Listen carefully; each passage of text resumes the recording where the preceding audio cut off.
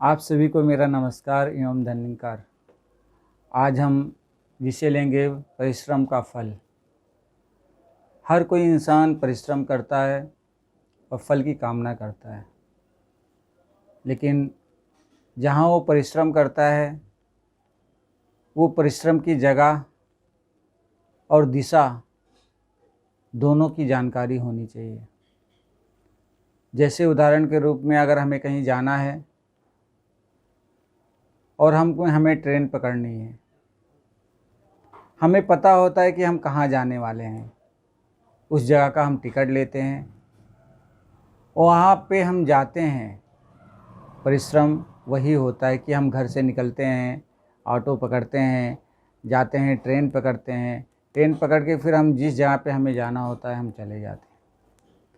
तो जब हम उस दिशा हमें पता होता है कि हमें यहाँ जाना है और हम परिश्रम करते हैं तो मंजिल तक पहुँच ही जाते हैं। उसी तरह से मन की अवस्था भी वैसी ही होती है। मन तो बहुत कुछ चाहता है कि हमें ये मिल जाए, वो मिल जाए, लेकिन वो मुझे प्राप्त नहीं होता है। कारण कि हमें मंजिल का पता नहीं होता है, और मंजिल का पता अगर आपको लेना है तो उसके लिए हमारे जीवन में गुरु का होना बहुत ज़रूरी होता है।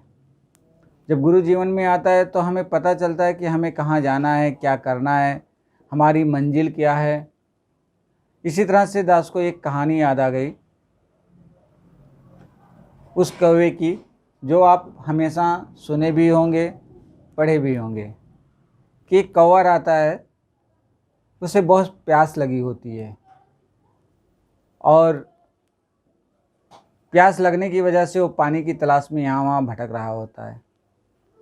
अचानक उसके ध्यान में एक घड़ा दिखता है, उसकी नज़रों के सामने एक घड़ा आता है और घड़ा आने के बाद में वो जाके उस घड़े पे बैठता है, अपना चोंच डालता है, लेकिन पानी उस तक नहीं पहुंचता।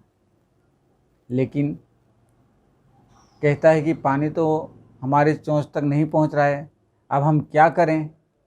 तो मन में ख्याल आता है क्यों ना इस मटके को भर दिया जाए, लेकिन उसके हाथ में क्या है, वो पानी तो भर नहीं सकता है। तो सोचने लगता है कि मेरी मंजिल तो पानी पीना है, लेकिन मैं कैसे इस पानी को पीऊँ। तो क्या करता है, एक एक कंकड़ लाके उस घड़े में डालता है, और जैसे वो कंकड़ घड़े में पड़ता है पानी थोड़ा सा ऊपर आता है। तो उसे पता हो जाता है कि मेरा ये प्रयास सार्थक होगा। और एक एक कंकड़ लाके उस घड़े में डालता है, डालते डालते डालते जाता है, और सत्संग जी जब वो घड़ा पत्थरों से भर जाता है तो पानी ऊपर आ जाता है, और वो कौवा पानी पीकर उसके मन को शांति मिलती है, तृप्त हो जाता है। कहने का भाव यह है कि उसने परिश्रम किया, उसने एक एक कंकड़ लाके उस घड़े में डाला।